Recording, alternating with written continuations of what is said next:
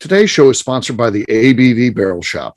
The ABV Barrel Shop is located in the St. Louis metro community of Arnold, Missouri, and is the world's first single barrel only liquor store. This business is owned and operated by Steve Akeley and Jim Fosnot.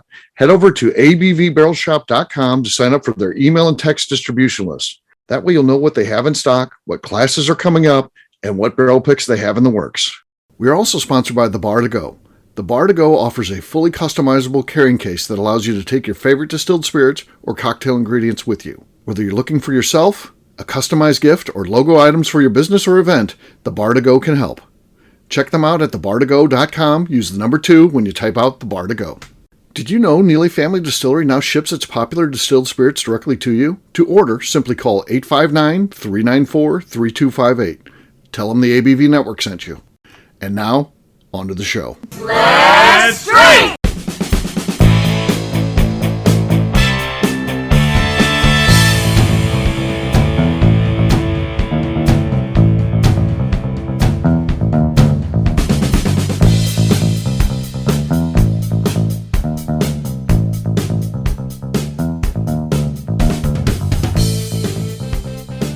Welcome to the Bourbon Daily, the podcast about everything bourbon delivered to you every day of the week. Today on the show, we have a special edition where we're here live at the tasting bar at the ABV Barrel Shop, where we're talking about a couple of special picks that we recently did. My name is Steve Akeley. I'm joined by Jim Fosnett. Hey, Jim, how you doing, man? Great, Steve. How are you? Good. So we're going to have a good show today. We had two very unique picks. We did them both in the same day at our at Nobleton's Distilling. Our buddy out there, Demetrius Kane, really took care of us. We had a very fun day for sure, but we'll get to that in a little bit. For right now, we're here in St. Louis, and you got to say it's February in St. Louis. Overall, you can't complain too much because temperatures are decent. They're not spring-like by any means, but they're also not winter-like by any means, which is nice. But what I hate, Jim, is the fact that you look outside. There's no sun out there. I mean, it's gray skies. The sun looks like maybe it's trying to peek through a little bit. There's a little bit of brightness out there, something I haven't seen in a while, but it's definitely not sunny out there. No, it's been gray for, I feel like, over a month. When the sun does come out, it's that southern sun, so it's like right in your eyes when you're driving is like the only time you see it. Right. But then it's so just up until like 9 in the morning, and then it gets behind clouds the rest of the day. And Missouri, St. Louis, and Charlotte, it's just miserable this time of year. There's no. I know you love St. Louis, but this is not a great town for about a 3-month period. Right. So, Evan's here, so we'll just have him join us so he can come in and be part of the podcast.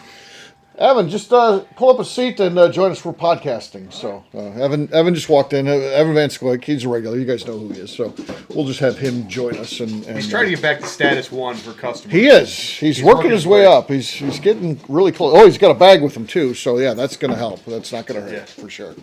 So, Evan, we're just talking about, we just got the show started, really. We're talking about how the weather, it's just kind of, it's blah. It's not, it could be worse. We have to say it could be worse here in St. Louis. Fair. But it's not motivating when you look outside and it's gray skies and it's just kind of yucky out there, right? No, it was actually nicer at like 4 a.m. this morning. Took the dog out. The wind's just blowing. It was all clear skies, and I guess it blew in this. Yeah. So it's just horrible. And I'll tell you what, we're in I was in the Keys recently. You guys didn't join me, but I was down there and I felt alive down there. You walk miles and it felt fine. I'm here and it feels like I'm in pain. My hip hurts, my knees hurt. I'm just like my grandma used to be. The weather makes it. I'm there now. I'm there where the weather begins to create aches and pains in my body. I don't know if you're there yet, Jim. Evan, you're young. Probably don't have to deal with this yet. But I think I'm well past being there with all my stuff going on. So this weather doesn't help at all. The cold, the temperature change, the dampness. Yeah, I feel. But I've seen you in Key West. It doesn't look like you're suffering from those maladies down there. You seem just fine. I know, but when you start drinking at 8 o'clock in the morning, the lubrication, yes, it lubricates the joints. The pain goes away pretty quick. Yeah. So, Evan, that's something you got to be on the lookout for, man. My knees are already crinkle paper. Oh gosh, no, it's not. It's only going to get worse. Yeah, this is as good as they'll ever be right now. Good. No, they weren't. At age 22 is when they were the best they'd ever been. I'm saying that from this point forward, though, this will be the best. You'll look back on this day and be like, man, I wish my knees were good. I have saved to actually finally get them repaired. Because I do have like scar tissue. I tore some stuff like 10 years ago. Yeah. And I just never got it fixed. Really? So got enough in my HSA. I should be able to get it taken care of either this year or next year. Okay. Was it a line dancing injury? Oh yeah. Oh, of course so. Really? You boot scooted yourself right to the ER. Did Well, actually, I kept dancing that night. My knees rolled outwards. You didn't get carried off the dance floor? I was limped off, and I just used the adrenaline to keep dancing the rest of the night. And I've worn straps and tape and stuff on my knees for the last 10x years. Okay. Now, this is a horrible situation. I just want to know where you stand on dancing. Say you had to die, and you knew you were going to die, and whatever your God is comes to you and says you got an option. You can either die on the dance floor doing what you love, or you can die home alone by yourself. What do you choose? Do you love the dancing so much? You're like, I just want to go out on the dance floor? Am I dying in my sleep? It's a horrible choice. Is it like peacefully in my sleep? No. Is this tragically on the dance floor? Like, what is the level of pain? I think you finish out your last move, and then you collapse to the floor, and everybody thinks it's like some sort of encore call or something like that. That might be kind of cool to go out like that. People will remember it. It's memorable, right? And that I'm okay with. Okay. I might not be famous, but I might be infamous. Yeah. So I guess that's the way to go. So all right. Well, I am drinking B is for Bourbon today. It's our newest pick here at the shop. I love it because we helped in the branding of this one. So if you pick up a bottle, you can see the story I actually wrote on the back, which is kind of cool. Jim, what are you drinking today? I'm drinking the same thing. B is for Bourbon. All right. Well, why don't we pour Evan a little glass? We're going to be trying some other stuff with Evan here. We'll get to that, though, after the show's done, really. We got a show to talk about, but we'll let him join us in the cheers with this stuff. So he's got pours. If you want a cork. No. Oh, well, you want to do a cork, Pop? All right. Hand me one of those. That one. Let's see who does the best here. All right. I've got... just random. It slides out. All right. I've got Withered Oak. Here we go. Okay. Jim, what do you got? I've got Dad's Hat. Okay. And I've got a Rare Breed Rye. All right, Evan won. It was Evan's stuff, so I'm glad. I'm almost glad he won. He had all those bottles there. So he just brought us some stuff to taste here. So what we'll do, we'll take a quick break, and then when we come back, we're going to talk about the 2 picks that we did, what those were all about, and how you can get involved in some of those moving forward. We'll do that in just a few.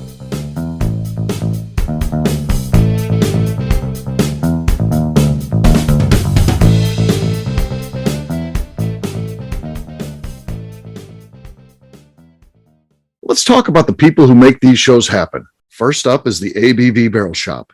It is the most unique shopping experience in the world of bourbon, as the ABV Barrel Shop only sells single barrels. Owners Steve Akeley and Jim Fosnot select. With over 100 distilleries on board to sell us barrels, we are home to the most unique and diverse barrel pick selections in the bourbon world. By signing up for our email, you will always know what we have in stock. In addition to the single barrels, we'll have a gift shop featuring ABV Barrel Shop as well as ABV Network merchandise. We are partnering with vendors like Art Eatables and Old Man Bay Signs to bring you unique items you can't find anywhere else.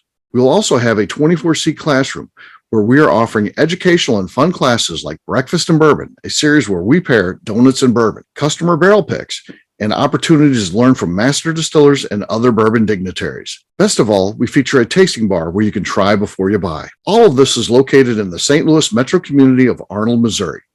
If you are in the St. Louis area, please stop by to say hi. If you're traveling in from outside the area, please take advantage of our hotel rates with the Drury Inn and Pear Tree Inn, less than a mile from our shop. This can be done via the links in our Visit St. Louis section on our website. Head over to abvbarrelshop.com to plan your trip. The ABV Barrel Shop. It's where single barrels live. Hi, this is Steve Akeley, owner of the ABV Network. We're sponsored by the Stave and Thief Society. This is where you, a bourbon enthusiast, can expand your knowledge and emerge a bourbon steward. In 2017, I completed my Executive Bourbon Steward certification. It's the most comprehensive bourbon certification program available and connects you with an expansive network of bourbon enthusiasts and professionals.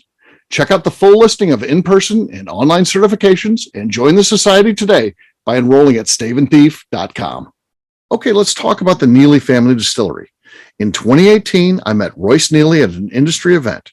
He started appearing on our shows, and we became friends during my frequent trips to Kentucky. Today, he is amongst the leaders of young distillers leaving their mark on the bourbon industry. A visit to Neely Family Distillery yields insight on their unique family history, why their products are special, and gives you the opportunity to taste their whiskey, moonshine, and creams.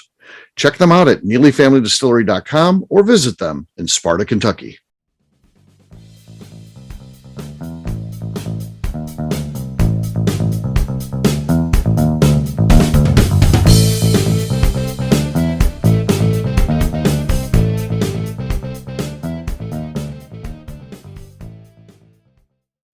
This is Freddie Mills, and you're listening to the Bourbon Daily. All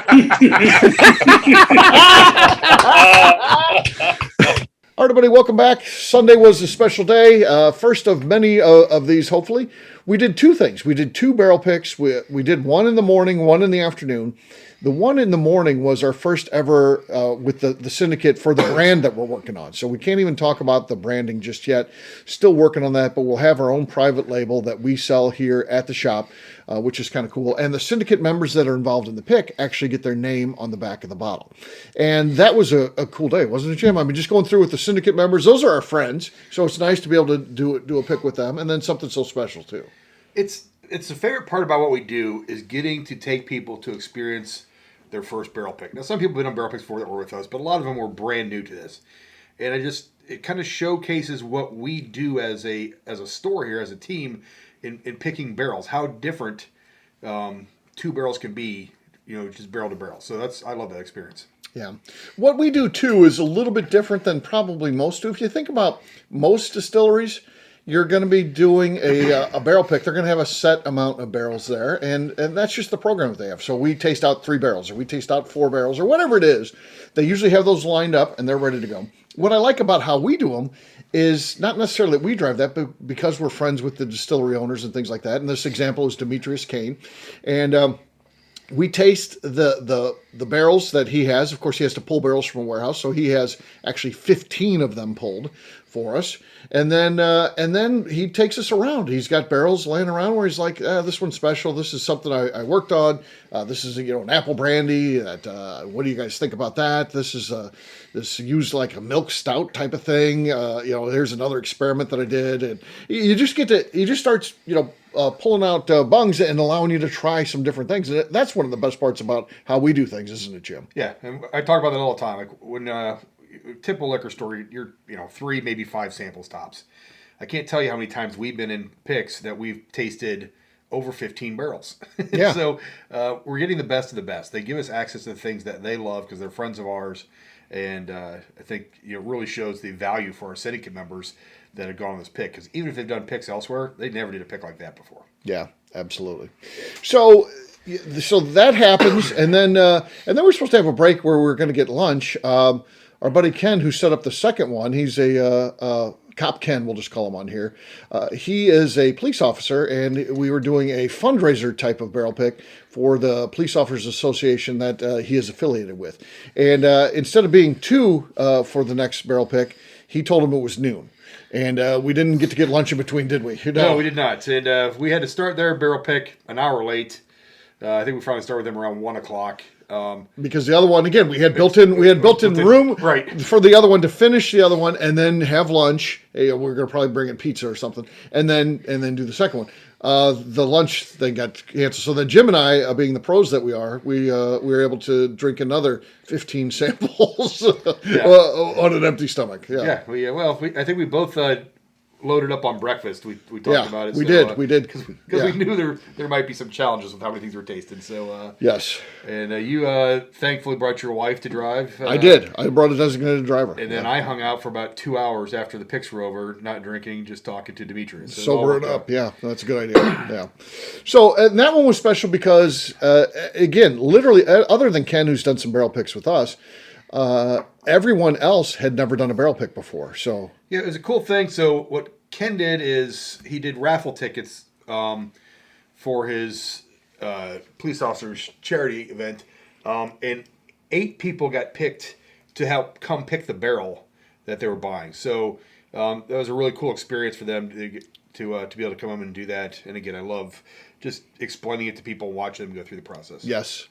Yeah, so 8 people in addition to Ken and the guy who runs the Police Officers Association. So they had 10 plus. And then Jim and I got to be involved in that too. And again, it was great. While it was similar to the first experience, it was also different too. Different dynamic, different people. And then Demetrius is just awesome. People walk away with just literally loving that guy. You know, that's the thing. Every time I'm around Demetrius, I learn something that I'm like, is he punking me? Like, I feel like, but I don't think he is. I think he's just a brilliant guy, very well versed in so many different things. Who lives an interesting life. Yeah, and like at the end of the pick, he came outside of the parking lot to ask me a question, and I asked him a question back. It just led to almost a 2-hour conversation. I didn't leave there till almost 5 o'clock in the evening, just bouncing things off, and I just keep learning more and more about the stuff. You know, some things I can talk about, some things I can't. But the one thing I learned that was fascinating to me is he ferments for 45 days. It's crazy. Yeah, he does a 45-day I fermentation don't know. process. I mean, most bourbon, just to give you an idea, it's usually 3 to 5 days. And then there's some like Leopold Brothers that do it a little bit longer, like 15 days or something like that. But I don't know anybody doing it that long. I've never heard of anybody. And maybe that's a global thing. I have no idea. I He just don't said know. he got it from Scotland when he spent some time Okay. working over there. So that's where he has to pinch in yeasts down through the process. Has to control the temperature to slow down the process. All right, let's go over to Evan. Evan recently went to Scotland in the last year, part of his honeymoon. Mm-hmm.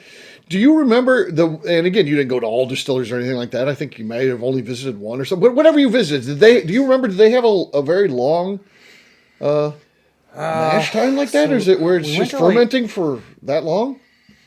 It wasn't. Or it did was, they it even was talk definitely about not though. They didn't talk about fermentation too much. Uh-huh. Honestly, most of the tours there comparable to what you might see on this side. The information's pretty similar. I mean, yeah, there's slight variances. Honestly, what was different about the Scottish distilleries was like where they are and like their history and their heritage and everything. But since most American distillers based a lot of their decision making on Scottish ones, you kind of like, oh, we've heard this. Now I know where it came from, type Right. of thing. I want to say their fermentation was pretty similar. If I'm recalling correctly, I think most of them were like 5 to 7 days. Okay, yeah, that'd be very similar to yours. But again, that's not the end all be all. That doesn't mean what Dimitri said is correct. Because maybe the area that he worked in, that's common. And again, there's different distilleries there. Evan only went to how many distilleries did you go to? I think we went to 6. 6. Okay, that's a decent amount. It's amount for yeah, fermentation. yeah. 2 each day for 3 days. Okay, that's cool. It was also interesting. He only used one yeast varietal for every alcohol Yes. mix. Just use the same yeast for everything. Yeah, he does, and it's a family yeast that's been propagated in his family since forever. So it's very cool. Must be a resilient yeast to want to keep going for that long. Yes, it's Nordic. It's Nordic for God's sakes. Oh, it's wow. tough. It's Viking-like. That makes sense when you think about Dimitri. So. Oh yeah. He's got the look, doesn't he? He does. He does. So that was our day. We did 2 of those. And I would encourage you to get involved in the Barrel Shop Syndicate. We have, I think, less than 25 memberships left. And I don't know if we'll open it back up again or not. It'll be closed indefinitely. And at some point we'll evaluate. Is there a lot of people that want to join? And if so, do we have enough benefits to make it worth their while? We got to be very careful with that. We don't want to get this big club where no one ever gets to do a barrel pick or no one gets to come to the party because we're capped out at how many we can do and stuff like that. So now's the time to get in the Barrel Shop. So send us an email if you're interested at hello@abvbarrelshop.com. Anything else to say on this before we wrap it up, Jim? Yeah, just on that syndicate, we have some great trips we're planning right now. We're going to be doing a Texas run, a Wisconsin run, a Michigan run, an Iowa run. All of these trips we'll be inviting syndicate members on. So it doesn't exist in many places that you get to go on these things. So yeah, please check us out. See if it's interests you, and we'd love to have you join us. And the other last thing, I just come in here and pick up some of Demetrius' products. His Planters whiskey is fantastic. He is doing it right. He is definitely one of the best in Missouri for sure. For sure. If not the country, he's going to get there. So yeah, he's doing things the right way and laying down enough product that he will be a big player at some point. So it's fun to know him right now. We'll wrap this one up as we always do by talking about where people can find us. Evan, we'll start with you. Where can people find you? Yeah, you can find me on Instagram, Wisdom Whiskey, or you can find me here at the ABV Barrel Shop about once a week. All right. Jim, how about you? You can find me on Facebook at Jim Fosnot, on Instagram at FosJim, or every Wednesday through Saturday hanging out in the ABV Barrel Shop, planning out our next barrel picks. All right, for me, I'm an easy guy to find. I'm at Steve Akeley on Twitter, Instagram, or Facebook. I've got a website, steveakeley.com. We've also got a company website. That thing's abvnetwork.com. Check it out. Everything that we do is out there. Previous shows, blogs, so much more, abvnetwork.com. And, of course, we've talked about it a couple times, but do come by and see us at the ABV Barrel Shop. At a minimum, sign up for our email and text distribution at abvbarrelshop.com. Please get involved in the show. Head over to patreon.com/the ABV Network. And if you like what you're hearing here, please go over and give us a 5-star review with comments. It helps new people find the show, which is pretty darn important to us. On that note, we'll say goodbye for now, and we will see you tomorrow. Take care, everybody. Bye. Cheers. See you. Peace.